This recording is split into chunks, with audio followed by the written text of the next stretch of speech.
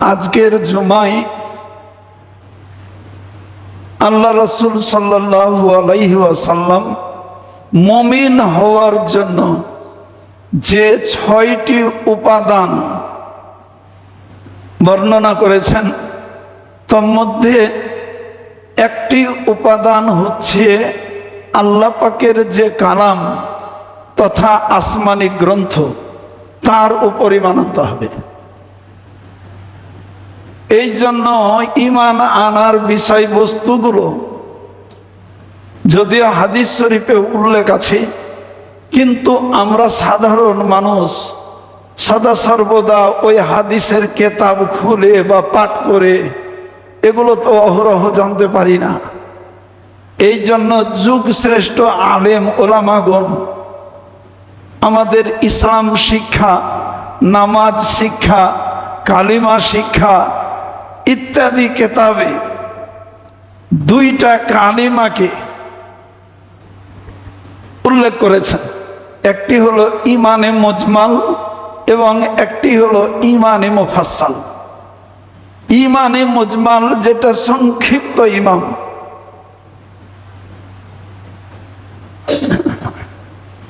তো ঈমানে মুফাসসাল এইখানে ৬টি বিষয়ের কথা উল্লেখ আছে যে আমরা ঈমান আনছি আল্লাহ পাকের উপর, আমরা ঈমান আনছি ফেরেশতা মণ্ডলীর উপর, আমরা ঈমান আনছি আল্লাহ পাকের অবতীর্ণ কিতাবের উপর, আমরা ঈমান আনছি আল্লাহ পাক যে সমস্ত নবী রাসূলগণ পাঠিয়েছেন তার উপর, এবং আমরা ঈমান আনছি আমাদের যে ভাগ্যের ভালো মন্দ যেটা আল্লাহ পাকের পক্ষ থেকে হয় এটার উপর, এবং আমাদের মরণের পর আবার পুনরুত্থিত হতে হবে এইটার উপর ঈমান আনছি। এই ৬টা বস্তুর উপর যদি আমরা ঈমান আনি তাহলে আমরা মুমিন হতে পারবো, এ কথা আল্লাহ রাসূল বলেছেন।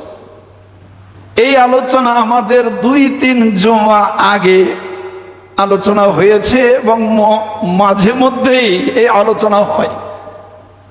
কারণ আমরা যেমন মুমিন হিসাবে থাকতে চাই, আমাদের ঈমানকেও আমরা সংরক্ষণ করতে চাই। আমরা যেমন মুসলিম থাকতে চাই, ইসলাম ধর্মের যাবতীয় বিধান আমাদের পালনও করতে চাই এবং পালন করতে হবে। এই কারণে আজকের জুমায় আল্লাহ পাকের যে কিতাব কোরআনুল কারীম এর বিধান মান্য করার ব্যাপারে যে ঈমান যে কাজ, এইটা আজকে আলোচনা হবে। তো আল্লাহ পাকের কিতাবের প্রতি ঈমান কাকে বলে? আল্লাহ পাক যে সমস্ত ঐশী গ্রন্থ তথা আসমানি কিতাব নাজিল করেছেন, আমরা সবগুলোকে বিশ্বাস করি, এটা বলতে হবে, এটা বিশ্বাস রাখতে হবে। কিন্তু একটা বিষয় কি, এর মধ্যে 4খানা হলো কিতাব, যেমন তাওরাত, ইনজিল, জাবুর এবং কোরআন শরীফ। এটা 4জন রাসূলের উপর অবতীর্ণ হয়েছে। আর বাকি আরো 100খানা কিতাব, এটা 4জন নবী এবং রাসূল তাদের উপর অবতীর্ণ হয়েছে। একজনের উপর 50 খান, একজনের উপর 30 খান, আর একজনের উপর 10 খান, আর একজনের উপর 10 খান। সুতরাং 104খানা কিতাব, মোট 8জন নবী এবং রাসূলের উপর অবতীর্ণ হয়েছে। তাই আমাদেরকে বিশ্বাস করতে হবে এই 104খানা কিতাব আল্লাহ পাকের পক্ষ থেকে যে অবতীর্ণ হয়েছে এটা সত্য। আর এই কথা যদি আমরা ঘোষণা না দিই, মুমিন থাকতে পারবো না, মুসলমান থাকতে পারবো না, একদম পরিষ্কার কথা। আমরা উম্মতে মুহাম্মদী হিসাবে কোরআন মজিদ ছাড়া অন্য যত আসমানি কিতাব আছে আমরা এগুলো বিশ্বাস করি আল্লাহ পাকের কিতাব, কিন্তু বর্তমানে কোনো কিতাব অবিকৃতভাবে সঠিকভাবে পৃথিবীতে নাই। সব রদ বদল কইরা, উলট পালট কইরা, খাট্টা খারাপি করে দিয়েছে।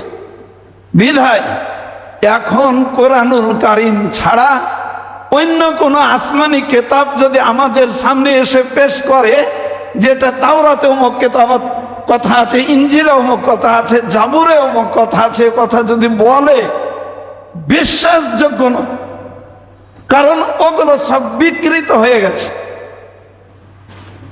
সুতরাং সংক্ষিপ্ত ভাবে এতটুকুই আমাদের ঈমান আনতে হবে যে আমরা কোরআন মজিদ ব্যতীত অন্যান্য যে আসমানি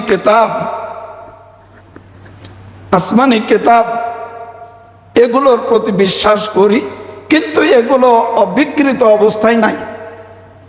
আর কোরআনুল কারীম আমাদের কাছে মওজুদ আছে, কিয়ামত পর্যন্ত এই কোরআনুল কারীম অবিকৃত অবস্থায় আমাদের কাছে মওজুদ থাকবে। এটা আল্লাহ পাক সংরক্ষণের দায়িত্ব নিয়ে নিয়েছেন,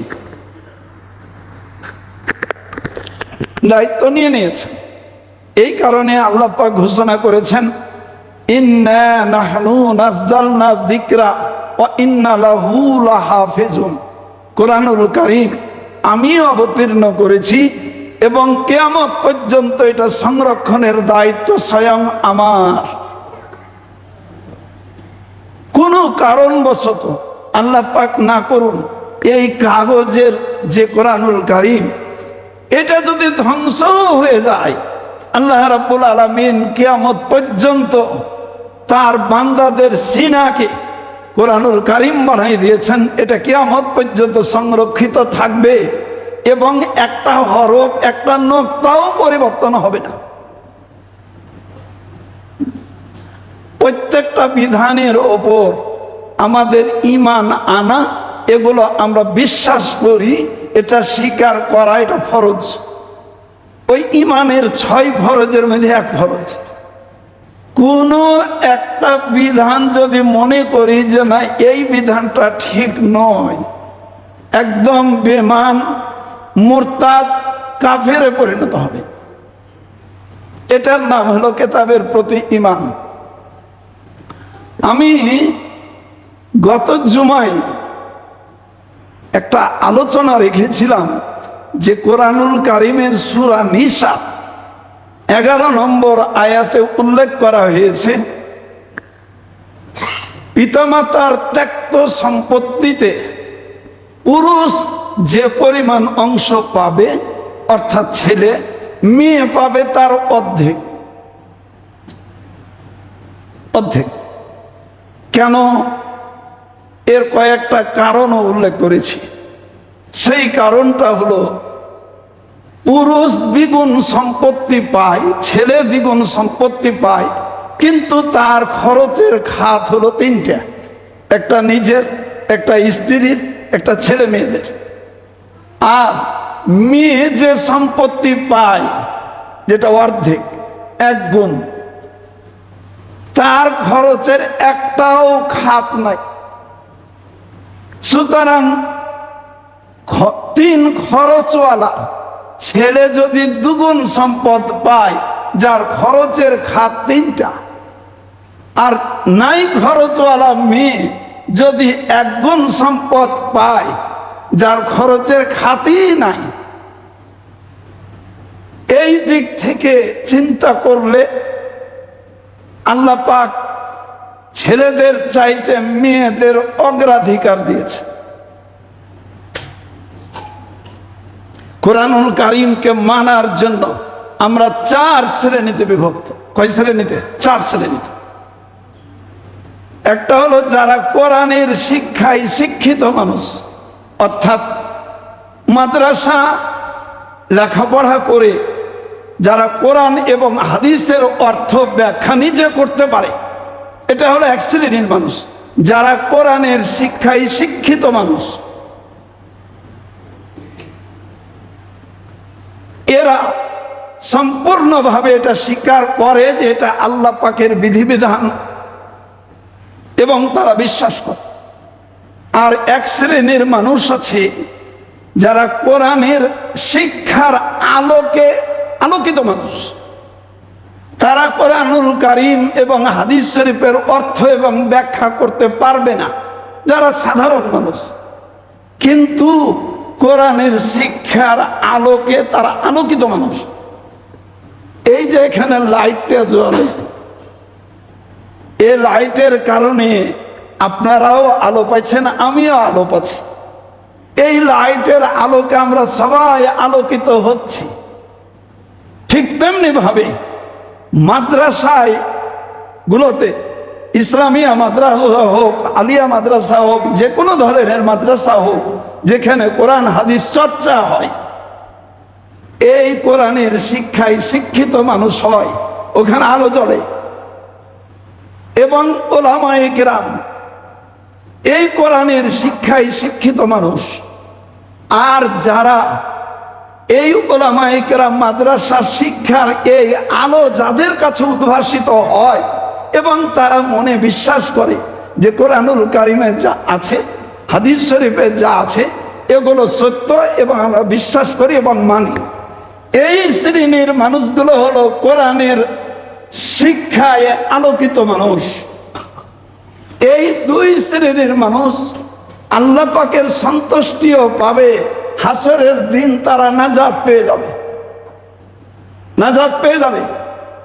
আর দুইটা শ্রেণী আছে, তোর মধ্যে একটা শ্রেণী হলো যারা ইবলিসের ছাত্র, যারা ইবলিসের ছাত্র।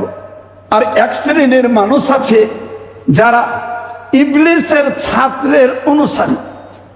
এইরকম কিছু মানুষ আছে। ফলে যারা ইবলিসের ছাত্র, এরা সরাসরিভাবে কোরআনুল কারীম এবং হাদিস শরীফের যে বিধান বর্ণনা করা হয়েছে, তারা সব সময় চিন্তায় মশগুল থাকে যে এই কোরআনটা যদি এইরকম না হতো, একটু ভিন্নভাবে যদি কোরআনটা নাজিল হতো, কোরআনের এই আয়াতটা যদি এভাবে না থাকতো, অন্যভাবে হতো, কোরআন মজিদের বিধানটা যদি এভাবে নাজিল না হতো, এইভাবে একটু ভিন্ন করে যদি নাজিল হতো, তাহলে খুব ভালো হতো। এই জন্য মাঝে মধ্যে কোনো কোনো ইবলিসের ছাত্র আছে, এতটুকু আস্পর্ধা দেখিয়া বলে যে কোরআন শরীফে ভুল আছে, খুব ভালো করে বুঝি।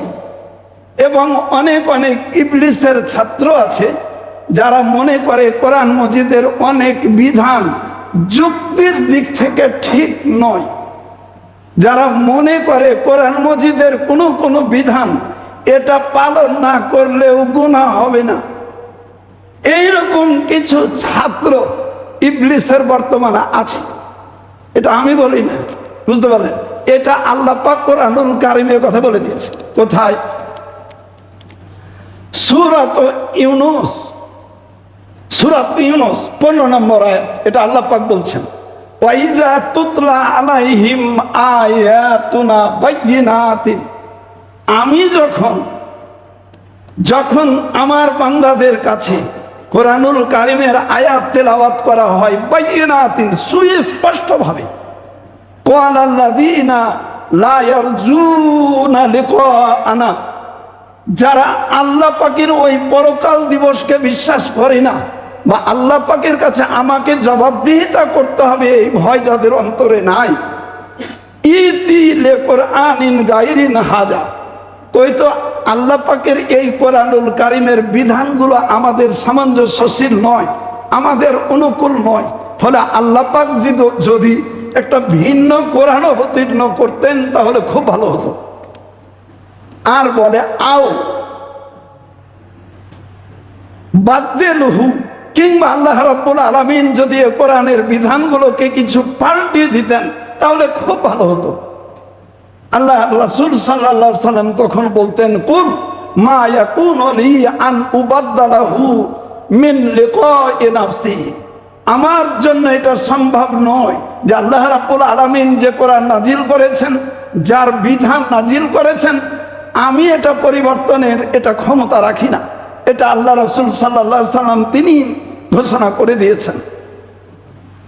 এবং তিনি বলতেন যে ইন আত্তাবি ইল্লা ইউহা ইলাইয়া, আল্লাহ রাব্বুল আলামিন আমার কাছে যা ওহী নাজিল করেছেন এবং কোরআন নাজিল করেছেন, আমি সম্পূর্ণভাবে একে আনুগত্য করি এবং অনুসরণ করি। ইন্নী আখাফু ইন আসাইতু রাব্বি আযাবা ইয়াউমিন আযীম, কোরআন মজিদের কোনো বিধান বিন্দু মাত্র যদি চুচেরা পরিবর্তনের ব্যাপারে আমি উদ্যোগী হই, আল্লাহ রাব্বুল আলামিন শক্ত আযাব দ্বারা তিনি আমাকে ধরবেন। এ হলো সূরা ইউনূসের 15 নম্বর আয়াত। এক শ্রেণীর মানুষ মেয়ে লোকের অর্ধেক সম্পত্তি এবং ছেলেদের দ্বিগুণ সম্পত্তির ওপর প্রশ্ন তুলে একটা কথা বলে। কি কথা? যখন কোনো একজন ব্যক্তির সন্তান ইন্তিকাল করে, চাই ছেলেই হোক অথবা মেয়েই হোক, এই যে পোতা পুতি থাকে আর নাতি নাতনি থাকে, মজরে মিরাস আইনে অর্থাৎ কোরআনুল কারীমের আইনে তাদেরকে কোনো সম্পত্তি দেওয়া হতো না। অর্থাৎ কোনো ব্যক্তির যদি 3 জন সন্তান থাকে, ছেলেই হোক অথবা মেয়ে হোক, দেখা গেল ওই ব্যক্তির বাঁচা থাকাকালীন একজন সন্তান ইন্তেকাল করলো, তার যদি ছেলে মেয়ে থাকে, এটা হয় পোতাপুতি হবে যদি ছেলে মারা যায়, আর যদি মেয়ে মারা যায় তাহলে নাতি নাতনি হবে, তারা থাকবে। ইসলাম এদেরকে সম্পত্তি দেয়নি, এরা মজরে মিরাস, এটাকে বলা হয় মজরেম মিরাস। মজরেম মানে বঞ্চিত করেছে, মিরাস মানে উত্তরাধিকার থেকে। আমার এক শিক্ষক তিনি বলতেন যে ইসলাম ধর্মে এক্ষেত্রে ওই পোতাপুতি এবং নাতি নাতনিকে ঠগিয়েছে, এটা বলতেন। তা আমি বলতাম যে স্যার ব্যাখ্যাটা একটু অন্যরকম হলো। তো বলে জিজ্ঞাসা করতো কি অন্যরকম হলো? তা আমি তখন বলতাম যে স্যার, আল্লাহ রাব্বুল আলামিন কোরআনুল কারীমের মধ্যে সূরা বাকারায় 180 নম্বর আয়াতে বলতেছেন, কুতিবা আলাইকুম ইযা হাদারা আহাদুকুমুল মাউত ইন তারাকা খায়রানিল বিল ওয়াসিয়াতি লিল ওয়ালিদানি ওয়াল আকরাবিন বিল মারুফ হাক্কান আলাল মুত্তাকিন। কোন ব্যক্তির মৃত্যুর সময় যদি ঘনিয়ে আসে, এই অবস্থায় যদি দেখেন যে আমি মৃত্যুবরণ করলে আমার পিতামাতা কিংবা এমন নিকটাত্মীয়, তাদের জন্য তোমাদের ওপর ওসিয়ত করাকে ফরজ করে দিলাম। কে বলতেছেন? আল্লাহ পাক বলতেছেন হাক্কান আলাল মুত্তাকিন। আমরা কেউ যদি ধর্মকে সঠিকভাবে পালন করতে চাই, তারা হলেন মুত্তাকিন। মুত্তাকিদের ওপর এটা অত্যন্ত জরুরি। হযরত আব্দুল্লাহ ইবনে আব্বাস, যিনি রইসুল মুফাসসিরিন অর্থাৎ সাহাবীদের মধ্যে কোরআনুল কারীমের ব্যাখ্যার দিক থেকে যাকে মুফাসসির সম্রাট বলা হয়, তিনি বলেছেন যে কোনো যদি নিকটাত্মীয় থাকেন কিন্তু তারা ওয়ারিস নয়, এদের বরাবরে ওসিয়ত করাকে আল্লাহ পাক ফরজ করে দিয়েছেন। এখন 3 জন সন্তানের মধ্যে একজন সন্তান ইন্তিকাল করেছেন, ওই বুড়ো ব্যক্তি যিনি এখন বেঁচে আছেন, তিনি যদি মনে করেন আমার মরণের পরে এই পোতাপুতি নাতি নাতনি তো ওয়ারিস হবে না, তো আমি একটু রেজিস্ট্রি অফিসে গিয়ে একটু ওয়ারিস তাকে ওসিয়ত করে আসি, ওই বাকি যে বেঁচে আছে 2টা সন্তান, ছেলেই হোক আর মেয়ে হোক, এরাই পথের কাঁটা। বলবে কি যে আমরা তোমার সন্তান বেঁচে থাকতে এই অবস্থায় পোতাপুতিকে আর নাতি নাতনিকে সম্পত্তি দিতে যাচ্ছ, এরাই নিষেধ করবে, এরাই প্রতিবন্ধকতা হয়ে দাঁড়াবে, এরাই বাধা হয়ে দাঁড়াবে। প্র্যাকটিক্যালি দেখেন বাস্তবে হয় কিনা। কখনো ওসিয়ত করতে দেবে না, এটাই বাধা। তাই 1961 সালের মুসলিম পারিবারিক আইনের 4 ধারা ইনহেরেন্স যে প্রিন্সিপল এখানে উল্লেখ করা হয়েছে, কোনো ব্যক্তির সম্পত্তি যদি মিরাসে বণ্টিত হয়, তার পূর্বে যদি তার কোনো সন্তান ইন্তিকাল করে এবং তার যদি কোনো সন্তানাদি থাকে, তাহলে ওই সন্তানাদি পিতার প্রতিনিধিত্ব করবে, অর্থাৎ পিতা যা পাইতো তারা তা পাবে। ভালো কথা।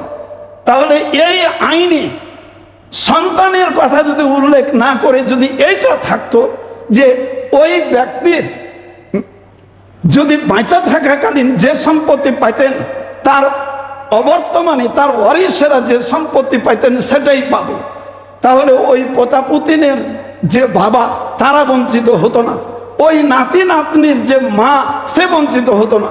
কিন্তু দেখা যাচ্ছে 1961 সালের মুসলিম পারিবারিক আইনের 4 ধারা পোতাপুতিকে অংশ দিয়েছে কিন্তু তার বাবাকে দেয়নি। ওই ছেলে মেয়ে তার বাবাকে যদি লালন পালন না করে, দেখাশোনা না করে, নাতি নাতনিকে সম্পত্তি দিয়েছে কিন্তু তার মার জন্য কিছু করেনি। তাই আইনটা যদি এমন হতো যে তাদের পিতা বা মাতা বেঁচে থাকলে যে সম্পত্তি পাইতেন, তাদের অবর্তমানে তার ওয়ারিসেরা সম্পত্তি পাইত। সন্তানের বদলে যদি এখানে ওয়ারিস হতো, তাহলে কিন্তু এই আইনটা পূর্ণাঙ্গ হতো। সুতরাং এখানে পিতাকে এবং মাতাকে বাদ দিয়ে দেওয়া হয়েছে। যারা বিশেষজ্ঞ আছেন তারা এই বিষয়টা দেখেন, কিন্তু এইভাবে আমাদের কাছে এই ব্যাখ্যা পেশ হয় না। উপরন্ত কথা হলো, কেউ যদি তার জীবদ্দশায় ওসিয়ত করে যান, যেটা ফরজ ওয়াজিব, তাহলে 1961 সালের আইন কার্যকরী হবে না। তা না হলে জীবদ্দশায় কোরআনুল কারিমের এই আইন কেউ যদি মানেন, ওসিয়ত হিসাবেও পাইল, 1961 সালের মুসলিম পারিবারিক আইন অনুযায়ীও পাইল, তাহলে তো সে দ্বিগুণ পেয়ে বসবে।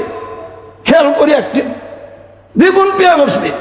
সুতরাং আইনটা যদি এমন হতো যে কোরআনুল কারিমের যারা নিকটাত্মীয় কিন্তু ওয়ারিশ নয়, যারা ওসিয়ত করে রেখেছে, তাদের জন্য 1961 সালের আইন প্রযোজ্য হবে না, আর যারা ওসিয়ত করেনি তাদের জন্যই এই আইন প্রযোজ্য হবে, এটা যদি উল্লেখ করতেন তাহলে কিন্তু আইনের এই গ্যাপটা থাকতো না। সুতরাং ইসলাম এই যে পোতাপুতির জন্য 1961 সালের আইনের মাধ্যমে পোতাপুত্রীকে এবং নাতি নাতিকে যে সম্পদ দিয়েছে, এটা ওসিয়ত হিসাবে দেওয়ার জন্য ওই 1500 বছর আগেই কোরআনুল কারিমে দেওয়া আছে। বিধায় বাংলাদেশের আলেম ওলামা এটা সংশোধনী দিয়ে সব নীরব আছে। কিন্তু আজকে যদি সংসদ সদস্য যারা আছেন, তাদের প্রধান কাজ আইন প্রণয়ন করা, তারা যদি সংসদে এই আইনটাকে যদি একটু সংশোধন করে কোরআনিক ভাবে যদি ঘুরিয়ে দিতেন, পোতাপুতি বঞ্চিত হতো না, নাতি নাতনি বঞ্চিত হতো না, তাদের বাবা তাদের মাও অংশ পেত। এবং সত্যি আইন যখন করা থাকতো, প্রতিবন্ধক ওই যে সন্তানরা মনে করত, আমার বাবাকে বা মাকে যদি আমরা সম্পদ ওসিয়ত করতে নাও যেতে দিই, তাহলেও তো ওসিয়ত অনুযায়ী পেয়ে যাবে। আর যদি স্বেচ্ছায় যায়, তাহলে 1961 সালের মুসলিম পারিবারিক আইন অনুযায়ী পাবে না। সুতরাং নিশ্চয়ই তারা তার বাবা বা মাকে নিষেধ করতে পারত না। এগুলি হলো আমাদের গ্যাপ। কিন্তু এই গ্যাপগুলো পূরণ করার জন্য আল্লাহ পাক আমাদের মেধা দিয়েছে, যাকে সে সংসদ সদস্য হয় না, আর যারা সংসদ সদস্য হয় তাদের এই ব্যাখ্যা বিশ্লেষণের জ্ঞান থাকে না। ভেবে দেখি, কিন্তু এই আইনকে তুলে এখন বর্তমানে কিছু কিছু যারা নারীবাদী, তারা বলতেছে 1961 সালের আইন কোরআন শরীফের আইনের বিরোধী হওয়ার পরেও যেমন দেশে চলছে, ঠিক তেমনি ভাবে মেয়েরাও যদি ছেলেদের সমতুল্য সম্পদ পায়, সমালোচনা থাকবে, সমালোচনা থাকবে। এবং একদিন 1961 সালের আইনের মতো এটা গাছা হয়ে যাবে। এবং কেউ কেউ বলতেছেন যে কোরআন মজিদের নিয়ম অনুযায়ী যদি ছেলেকে দ্বিগুণ সম্পত্তি দেওয়া হয় আর মেয়ে মানুষকে যদি একগুণ সম্পত্তি দেওয়া হয়, কিন্তু আমরা প্রদানের ক্ষেত্রে যদি সমান দেই, কোরআনুল কারিমে তো কোথাও নিষেধ নাই বা গুনাহ হবে না। তো আমি গতদিনে বলেছি, আসলে তাদের কোরআনুল কারিমের যে আয়াতগুলো আছে এবং হাদিস শরীফ আছে, এটা পড়া এবং জানা ওই 6 কানার হাতি রাখার মতো, হাতি রাখার মতো। কারণ কোরআন মজিদে আল্লাহ রাব্বুল আলামিন সূরা নিসার 11, 12, 13 এই 3টে আয়াত মিরাজ প্রসঙ্গে বর্ণনা করার পরে তিনি বলতেছেন, ওমাইয়া আসিল্লাহ ওয়া রাসূলাহু, এই সমস্ত বিধিবিধান যারা পালন করে না, ওয়ায়াতাদ্দা হুদুদাহু, আর আমি যে বন্টনের ক্ষেত্রে অংশের একটা সীমারেখা বেঁধে দিলাম, যারা লঙ্ঘন করে, ইউদখিলুহু নারান খালিদান ফিহা, এই লঙ্ঘনের কারে তারা চিরকালের জন্য জাহান্নামে প্রবেশ করবে, এক মুহূর্তের জন্য বের হবে না। ওয়ালাহু আযাবুম মুহিন, আর তাদের জন্য আছে শক্ত আযাব। তাই আমি আগেই বলেছি যে যারা কোরআনের শিক্ষায় শিক্ষিত ব্যক্তি, যারা কোরআনের শিক্ষায় আলোকিত ব্যক্তি, আল্লাহ পাকের কাছে এই 2 শ্রেণীর মানুষ নাজাত পাবে। আর যারা ইবলিসের ছাত্র, ইবলিস সর্বপ্রথম কোরআন শরীফের বিধানের ওপর প্রশ্ন তুলেছিলেন, এটা গত জুমায় বলেছি। তারপরেও রিপিট করতে হয়, কারণ আল্লাহ পাক কোরআনুল কারিমে অনেক জায়গায় শুধু ইবলিসের আলোচনা, শুধু ইবলিসের আলোচনা আল্লাহ পাকই রিপিট করেছেন। বললেন যে তুমি আদমকে সিজদা করো, সমস্ত ফেরেশতা মণ্ডলী সিজদা করলেন, কিন্তু ইবলিসের একটা প্রশ্ন ছিল। কি প্রশ্ন? তো বললেন সিজদা করবো আল্লাহ পাক, কিন্তু আমার একটা যুক্তি আছে, যুক্তিটা শুনে দেখুন। আদম সৃষ্টি হয়েছে মাটি থেকে, আর আমি সৃষ্টি হয়েছে আগুন থেকে। মাটির মধ্যে কোনো আলো না, আর আগুনের মধ্যে আলো আছে। মাটি চুপচাপ পড়ে থাকবে, আর আগুনের মধ্যে একটা লেলিহান আছে।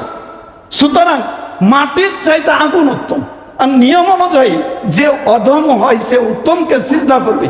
ফলে আদমের চাইতে, আমি তো আগুনের সৃষ্টি, ফলে আমি উত্তম হয়ে ও আদমকে কিভাবে সিজদা করতে পারি?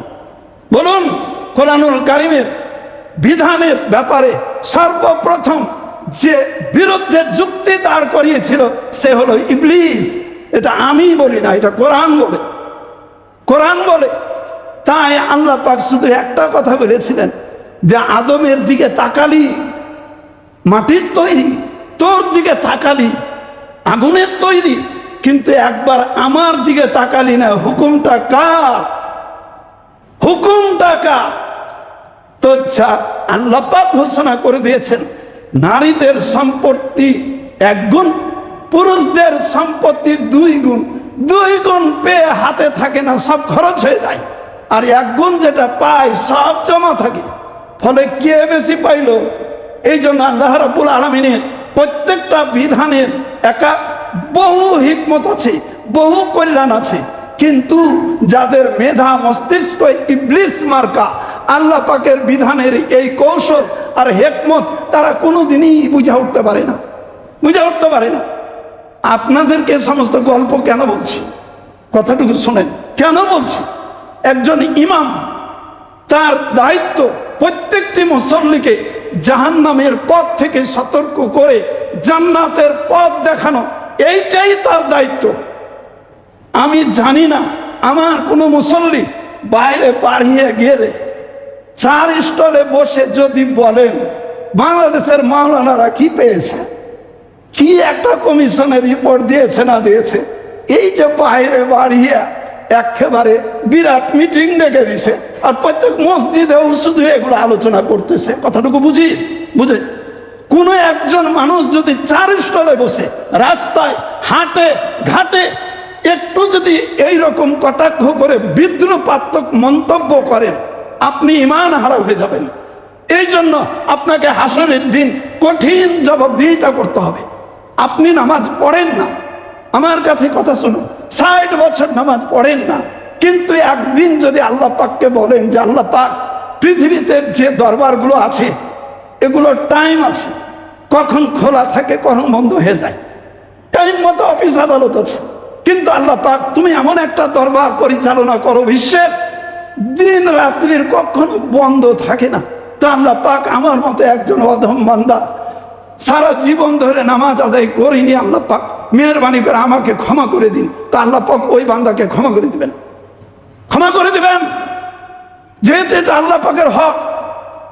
আর কেউ যদি সারা জীবন ধরে নামাজ আদায় করার পর যদি শুধু মনে কিংবা কোনো একজন ব্যক্তির কাছে যদি বলে আল্লাহ পাক নামাজ পড়তে বলেছে, সারা জীবন নামাজ পড়লাম কিন্তু নামাজ পড়ে কিচ্ছু পেলাম না, সব বরবাদ, সব বরবাদ। ভালো করে শুনো, কারণ আকীদা এবং বিশ্বাস এইটা সঠিক হওয়া চাই। আকীদা এবং বিশ্বাস যদি সঠিক থাকে, আমলে যদি ত্রুটিও থাকে আল্লাহ পাক ক্ষমা করে দেবেন। আর আকীদা আর বিশ্বাসে যদি ত্রুটি থাকে তাহলে কোনো আমল আল্লাহ পাকের দরবারে গ্রহণযোগ্য হবে না, হবে না, হবে না। এই জন্য আকীদা আর বিশ্বাসে গরমিল থাকলে একজন মানুষ কাফের হয়। সে যদি তওবা কইরা ঘোষণা দিয়ে ফিরে না আসে, জীবনের সব আমল বরবাদ। আর একজন মানুষ শরীয়তের কোনো একটা বিধান তিনি যদি পালন করতে অলসতাবশত পালন করতে না পারেন, কাফের হয় না, ফাসেক হয়। তওবা করলে ক্ষমা চাইলে আল্লাহ পাক ক্ষমা করে দেন। ঠিক এমনি ধরনের এক একটা বিষয় আমাদের বিশেষ করে এই নারী কমিশন কর্তৃক যে 433টি যে ধারা পেশ করেছেন 318 পৃষ্ঠা, এর মধ্যে বেশ কিছু ধারা যেটা কোরআন মজিদের সরাসরি সংঘর্ষিক, যেটা কোরআন মজিদকে কটাক্ষ করা হয়েছে, এবং শুধু তাই না, নারী পুরুষ সমান অধিকারের নামে যে ধারাগুলো উপস্থাপন করা হয়েছে, আপনাদেরকে শুধু একটা জিনিস বুঝানোর জন্য বলি। এই যে ধরেন যে বিবাহের ক্ষেত্রে একজন পুরুষ মোহর দিবেন, ইজাব কবুলের সময় এত হাজার টাকা দেন, মোহরের বিনিময়ে এত হাজার টাকা নগদ দিয়ে তুমি কি রাজি আছো? যদি কই আমি রাজি নাই, কারণ এখানে 5 লক্ষ টাকা যে মোহর ধরা হয়েছে, তো আমি কি মোহর পাবো ওইটা যে উল্লেখ করা হলো না, তাই না? তো বেলা গেল, কি বলে? কিন্তু আজও পর্যন্ত কোনো পুরুষ এই প্রশ্ন উত্থাপন করে নাই যে আমরা নারীদেরকে যেভাবে মোহর দিচ্ছি তারা আমাদেরকে কেন দিচ্ছে না, এই প্রশ্ন উঠাই নাই। আর ইসলাম ধর্মে নারীদেরকে পুরুষের চাইতে সওয়াবের দিক থেকে এবং তাদেরকে বিভিন্ন দিক থেকে যে মর্যাদা দিয়েছেন, এটা অগ্রাধিকার নতুবা একচেটিয়া অধিকার, কখনো পুরুষদের চাইতে একটু কম দেন নাই।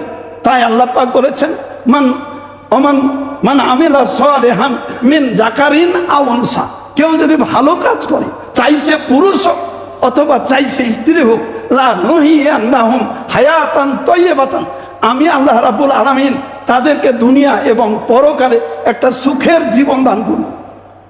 আর যদি এই সমস্ত বিধানের বিপরীতে আমরা প্রশ্ন তুলি, আমাদের এই সমাজ, এই দেশ, এই পৃথিবী, এই সারা বিশ্ব ফিতনা, সন্ত্রাস এবং গজবের আড্ডাখানায় পরিণত হয়ে যাবে। এটা আল্লাহ পাকের হুকুম।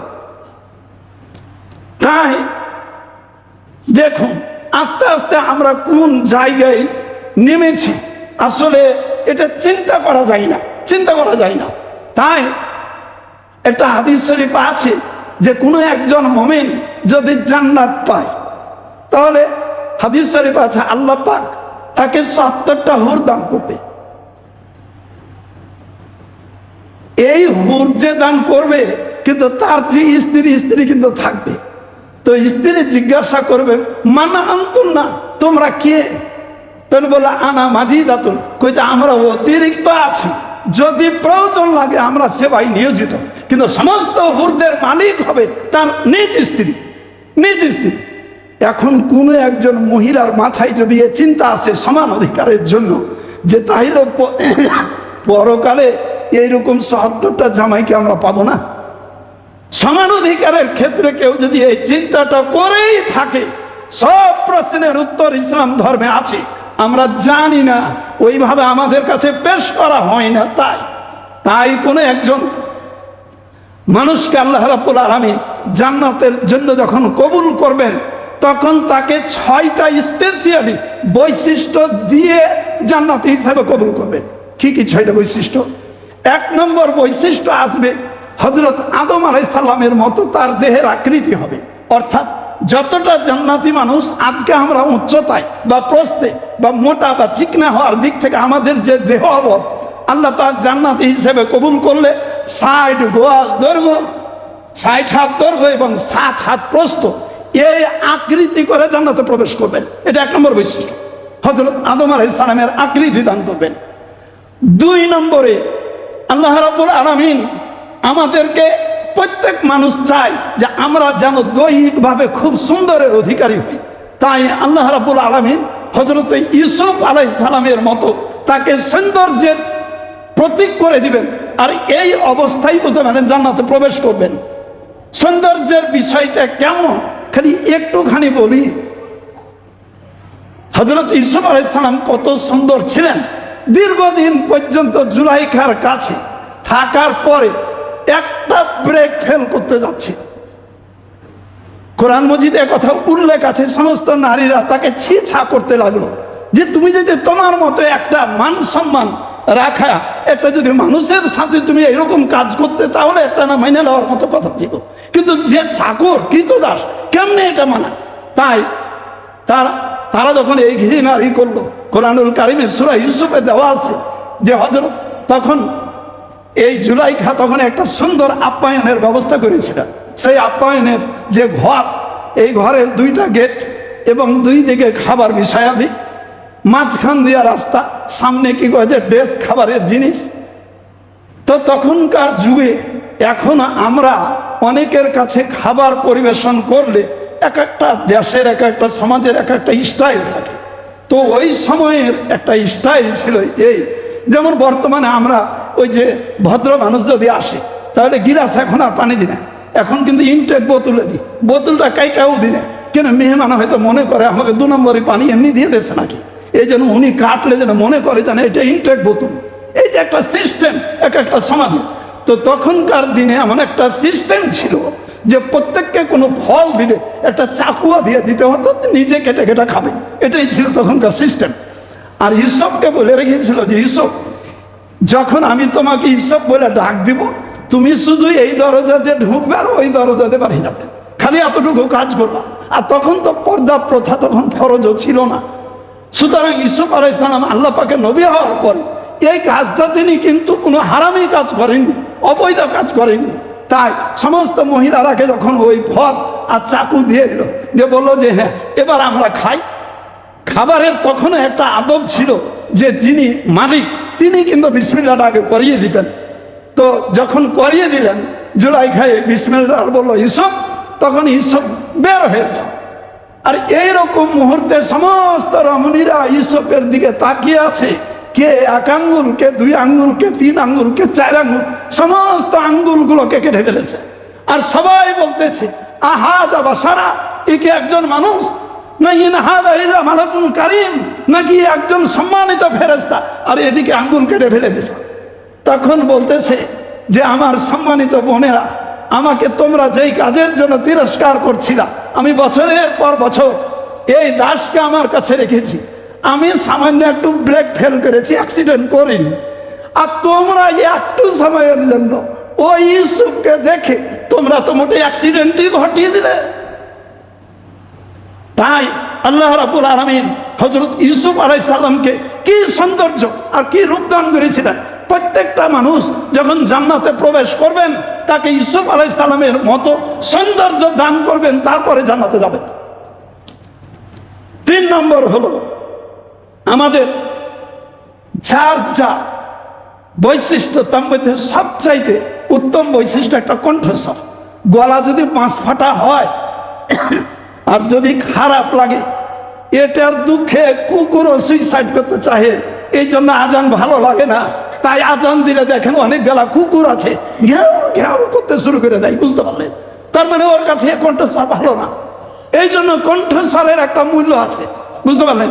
তাই আল্লাহ রাব্বুল আলামিন প্রত্যেকটি জান্নাতি মানুষকে হযরতে দাউদ আলাইহিস সালামের মতো সুমিষ্ট কণ্ঠস্বর দান করে জান্নাতে প্রবেশ করাবেন।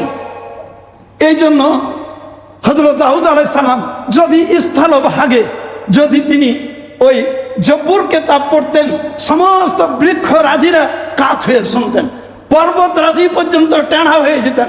আর সাগরের পার্শ্বে যদি তিনি পড়তেন, সমস্ত মৎস্যরাজি কিনারায় জমা হয়ে যেতেন তার কণ্ঠস্বরে সৌন্দর্যের কারণে। তো আল্লাহ রাব্বুল আলামিন প্রত্যেকটি জান্নাতি মানুষকে এই বৈশিষ্ট্য দান করবেন।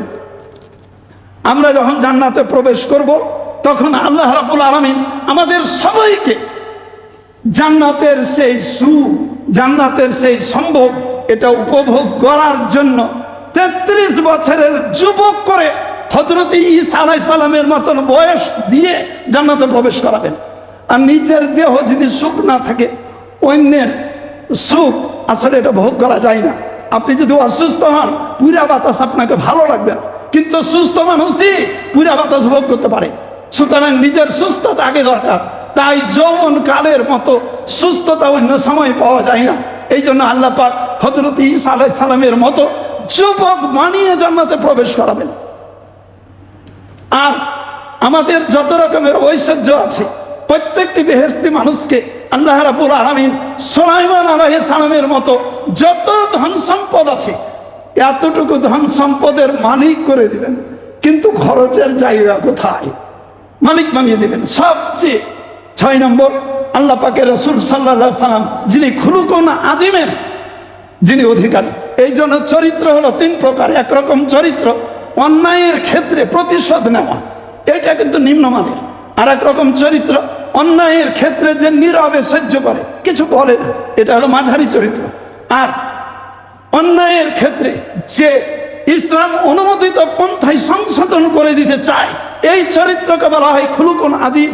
আল্লাহ রাব্বুল আলামিন ঘোষণা করেছেন, ওয়া ইন্নাকা আলা খুলুকিন আজিম, হে রাসূল আপনাকে আমি উত্তম চরিত্রে সৃষ্টি করেছি। তাই এই চরিত্রে চরিত্রবান করে প্রত্যেকটি মানুষকে আল্লাহ পাক জান্নাতে নেবেন।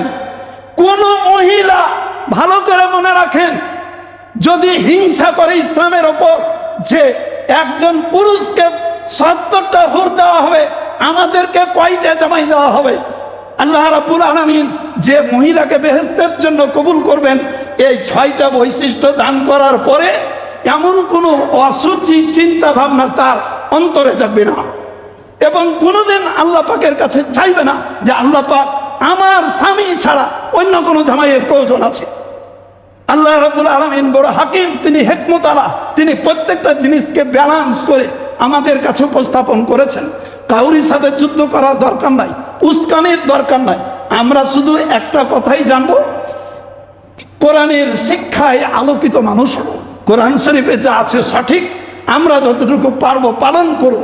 কিন্তু দয়া করে ইসলামের কোনো বিধিবিধানকে আমরা কটাক্ষপাত করব না, বা ইসলামের বিধিবিধান যারা যথার্থভাবে মানুষের কাছে পেশ করে এদেরকে কোনোভাবে আমরা কটাক্ষপাত করব না, নিন্দা করব না।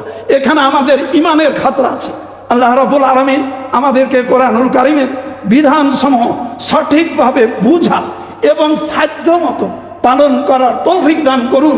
ইমানের অবস্থায় কবরে কবুল করুন এবং জান্নাতি মানুষ হিসেবে কবুল করুন। আমরা সবাই বলি আল্লাহুম্মা আমিন। আসসালামু আলাইকুম।